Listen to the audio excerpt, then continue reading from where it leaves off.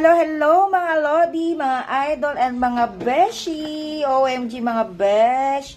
Look at the ingredients. Naka-ready na, my God. So we have the patatas, bell pepper, we have the onions, the garlics. Garlics kasi marami sila. And also we have the peanut butter. Alam na this kung ano ang recipe natin for today. So yung aking asawa, ginagawa niya for the meantime. Ayan, pinakukuluan niya yung chicken. Pinalalabas niya muna yung mantika galing sa manok. Ayan, para hindi na naglalagay ng oil. Di ba pa? Masarap ba yan pa? Kasi sarap mo ba yan? Yeah. After pakuluan ng aking asawa yung chicken, pinalambot niya na, pinamantikaan niya na, ayan, sinalang niya na. So, hinalo niya na yung patatas. Ano ba hinalo mo dito, chef? Chef? Secret. Ayan. Ang lulutuin niya po ay kalderetang chicken. Ayan. So, ayan. Pinapalambot niya na ng gusto. Yung manok at saka patatas. Oops! Tinakpan. Mamaya uli. Later! Look at that, mga besh! Luto na ang ating kalderetang manok. Ayan. So, nilagay lang natin patatas dahil ayaw ng mga anak ko ng ibang gulay. Okay, sayang lang kung hindi naman makakain. Lodi, tara na, kumain na tayo.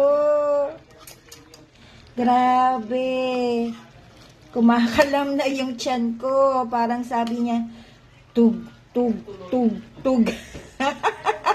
Ay, may gulay. Alam niyo mga Lodi, itong ulam namin na to, good for hanggang dinner na. Kaya nakita niyo medyo marami. Lagpas po ito 1 kilo mga Lods. No, ito po'y pumapatak ng isang kilo at kalahati. No, so good for hanggang dinner na. Ay! Kasi nanghihinayang ako sa ingredients dahil medyo may kamahalan ng gulay.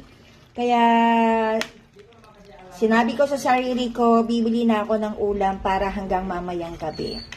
Kaya medyo marami-rami ang niluto ng aking mahal na asawa. Tignan niyo naman, no?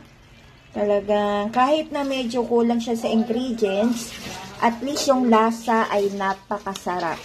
Naku, kung malapit lang kayo dito, talaga naman, bibigyan ko kayo ng isang piraso para malaman nyo kung gaano kasarap magluto ang aking asawa. No? Ayan, no? May bell pepper, sibuyas, bawang, paminta. Ay, grabe. Kawawa na naman ulit ang aming kaldero. Kaldero ng kanin. Ayan. Kaya nako mga Lodi, try nyo na this recipe. Napakasimple, konting ingredients lang. Talaga namang busog talaga. Alam nyo, sa pagluluto, hindi naman kinakailangan ng maraming gulay, maraming ingredients, no? Sa mahal ba naman ng mga bilihin ngayon, mga Lodi? Isipin nyo nga kayo, pumunta kayo sa mga karinderya, bilihan ng ulam, ilang piraso lang ang ibibigay sa inyo. Tapos ang gulay, ilang piraso lang din. O diba? Tapos mahal pa. Kapag napunta pa sa inyo, walang laman, o kaya buto-buto lang, diba? Hinanakit ka pa. O, much better na magluto na lang ng ganito, kahit konti ingredients, at least ang lasa at ang dami, ikaw ang masusunod. O, di ba mga Lodi, kain na tayo. My God, I can't wait to eat na talaga. Kaso wala pa kaming sinaing.